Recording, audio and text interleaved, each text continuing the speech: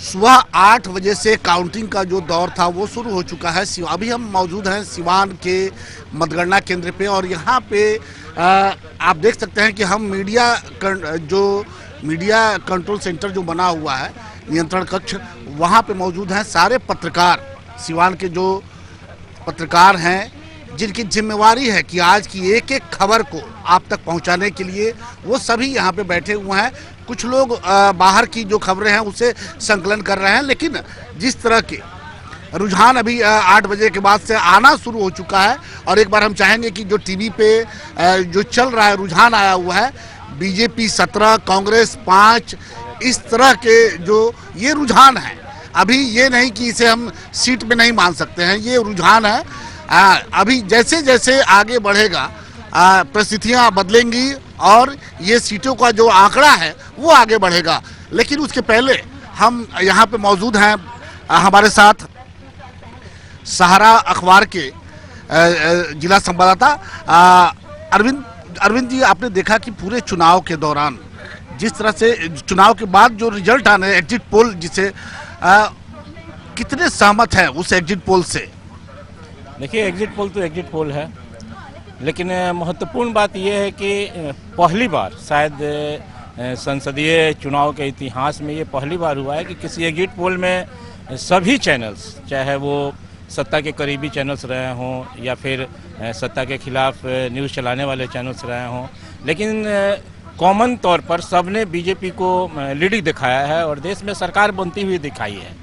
तो exit poll के अनुसार हम माने तो अगर सारे चैनल्स का निष्कर्ष निकालते हैं, चाहे वो देश के बड़े चैनल्स हों, क्षेत्रीय चैनल्स हों, या फिर जो अखबारों का अपना आया है, या फिर सर्वे एजेंसी का जो सर्वे आया उसमें एक बहुत कॉमन बात सब में ये है कि सबने बीजेपी को सरकार बनाते हुए दिखाया है।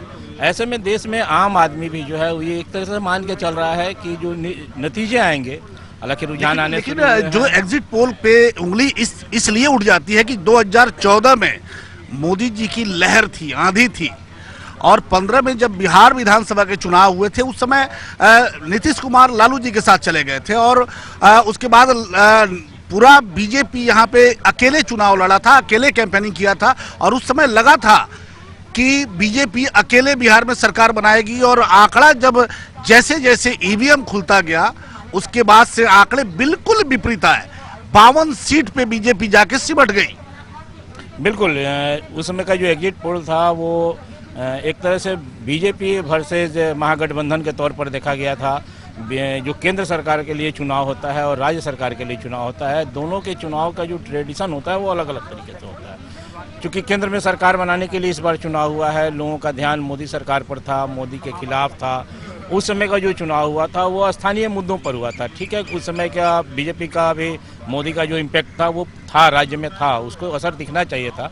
लेकिन बिहार जैसे राज्य, उत्तर प्रदेश जैसे राज्य जिसमें 2 बड़ी पार्टियां एक साथ आती हैं, तो जो वोट का जो परसेंटेज होता है, जो माइनर परसेंटेज है, वो भी सीटों को कन्वर्ट करने में बड़ा सहायक होता है। ऐसी स्थिति में एग्जिट पोल जो है वो कई बार गड़बड़ हो जाते हैं, क्योंकि 2%, 1%, 0.5% के मार्जिन से 2000, 3000, 5000 वोटों से जो सीटों का कन्वर्जन होता है। लेकिन ये एक सवाल हमारा और होगा आपसे कि जिस तरह से 2014 में मोदी जी की लहर थी, आंधी थी, उसे कई और नाम दिया गया था, सुनामी भी लोगों ने कहा था कि सुनामी चल रही है, क्या वो लहर इस बार कायम है या उसमें थोड़ी सी अंतर आई है? लहर की बात तो नहीं करेंगे, उसमें मोदी को अभी देखना था देश को, क्योंकि मोदी जो है गुजरात लोगों में विश्वास जगा था कि भाई मोदी जी आएंगे तो भ्रष्टाचार समाप्त होगा। गुजरात में चूंकि वो 15 साल सीएम रह करके आए थे, गुजरात का जो विकास था, गुजरात का जो मॉडल था, वो देश में एक तरह से एक आम आदमी के मन में था कि गुजरात बहुत विकसित राज्य है, बहुत प्लान तरीके से वो आगे बढ़ रहा है। ऐसे में लोगों को ये उम्मीद जगी थी कि अगर ये जब गुजरात को ये बना सकते हैं तो देश को भी बना सकते हैं। ऐसे में चूंकि वो इसके पहले कभी प्रधानमंत्री रहे नहीं थे, कभी सांसद भी नहीं रहे थे, एक राज्य से सीएम के से सीधे तौर पर प्रधानमंत्री का चेहरा प्रोजेक्ट होने के बाद जिस तरह से बीजेपी ने पूरे कैंपेनिंग के दौरान उनको प्रमोट किया, गुजरात मॉडल को प्रमोट किया, देश के जो छोटे बड़े राज्य थे वहाँ के जो मतदाता थे उनके मन में ये विश्वास जगा था कि गुजरात जैसे राज्य को जब ये बना सकते हैं तो राज्य भारत को भी ये बना सकते हैं। ऐसे में पूरे देश में मोदी के नाम पर लोग हमारा सवाल अभी वही है कि 2014 में जो सुनामी था वो क्या वो अभी है या कम है?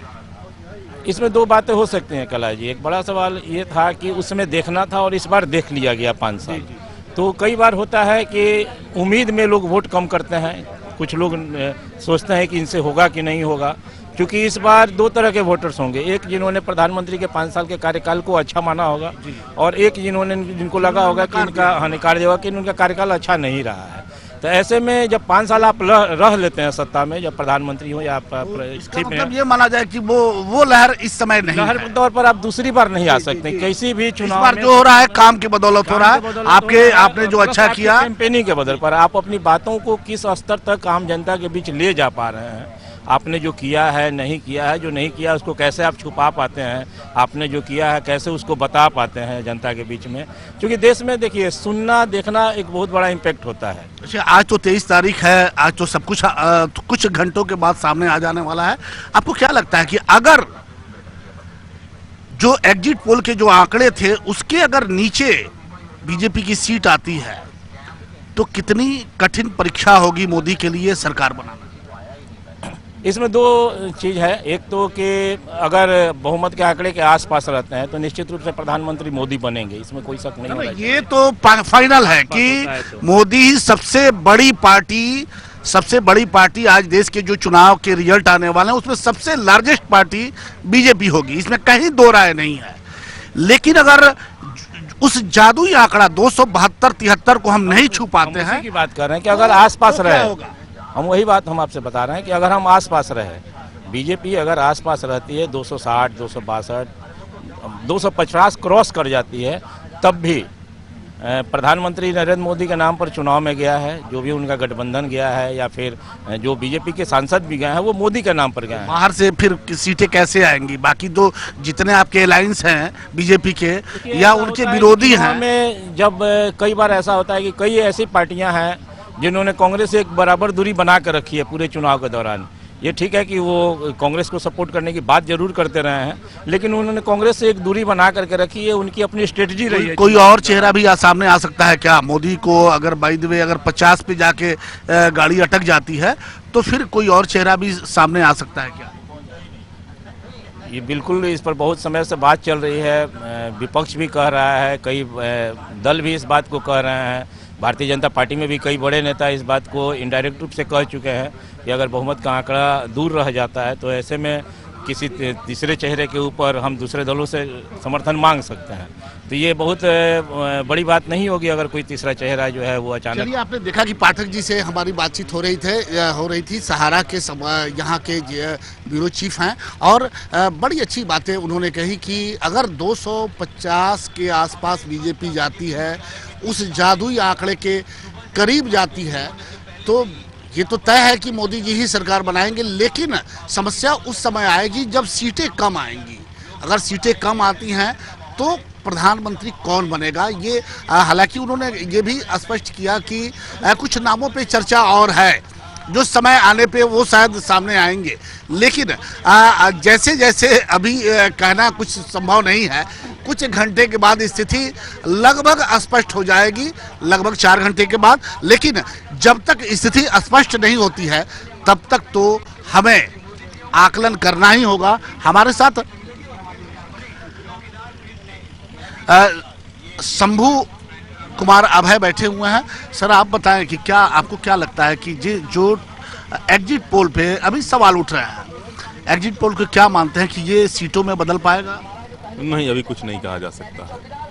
अब तो कुछ समय और बाकी रह गया है। अब हाथ कंगन को वारसी के आप तो देख लेते हैं। ठीक है, लेकिन हम तो विश्लेषण तो कर ही सकते हैं। अगर वो आंकड़े जो एग्जिट पोल के माध्यम से टीवी चैनलों द्वारा दिखाए जा रहे हैं, अगर वो नहीं आते हैं या वो आते हैं तो निश्चित है कि प्रधानमंत्री मोदी बनेंगे। लेकिन अगर वो नहीं आते हैं तब क्या होगा?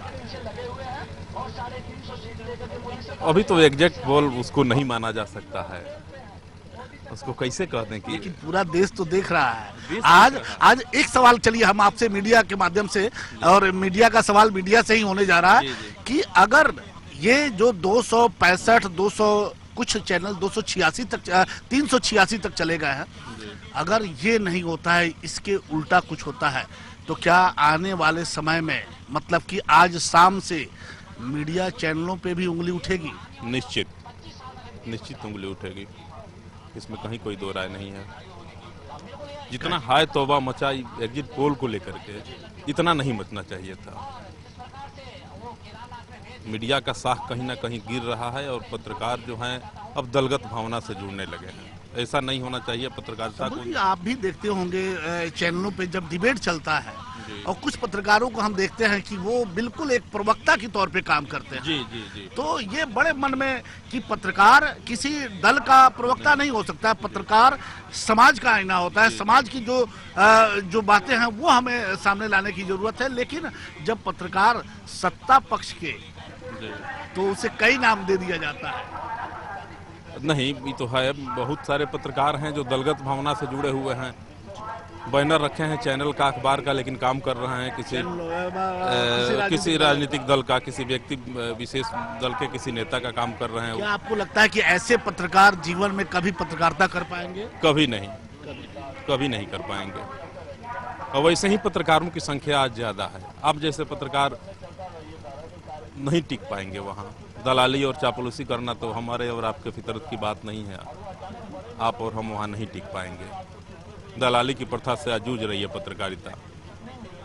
इससे निकलने के लिए क्या करना होगा? आखिर कैसे निकलेगा ये? चूंकि चंद कुछ अच्छे लोग भी हैं, ऐसे नहीं कि सभी लोग खराब हैं, लेकिन आखिर इस देश के लोकतंत्र के इस चौथे स्तंभ को कैसे पाक साफ रखा जा सकता है? आप जैसे लोग इसमें आगे आएंगे तो कुछ भी संभव है। आप लोगों के नेतृत्व में ही कुछ संभव हो सकेगा। शंभू कुमार अभय इनका नाम है, शंभू कुमार अभय। बिल्कुल अभय की तरह बात करते हैं, कहीं किसी से डर नहीं। और बड़े कड़वे ये शब्द थे जब उन्होंने ये कहा कि आज की पत्रकारिता भटक गई है। कहीं ना कहीं आज की पत्रकारिता के कुछ पत्रकार वो किसी पार्टी के से जुड़े हुए हैं, उनके लिए काम कर रहे हैं। और ये इस समाज के लिए कहीं ना कहीं लोकतंत्र के चौथे स्तंभ के लिए कहीं ना कहीं खतरे की घंटी है। और इस खतरे की घंटी को हमें रोकना होगा निष्पक्ष और निर्भीक पत्रकारिता करके। हम ऐसे ही आपको दिखाते रहेंगे कि जैसे जैसे ये दिन चढ़ेगा, अभी तो लगभग 8:30 का वक्त हो रहा है, जैसे जैसे दिन चढ़ेगा स्थितियां बिल्कुल स्पष्ट होती जाएंगी कि कौन कितने पानी में है, और वो हम आपको दिखाते रहेंगे।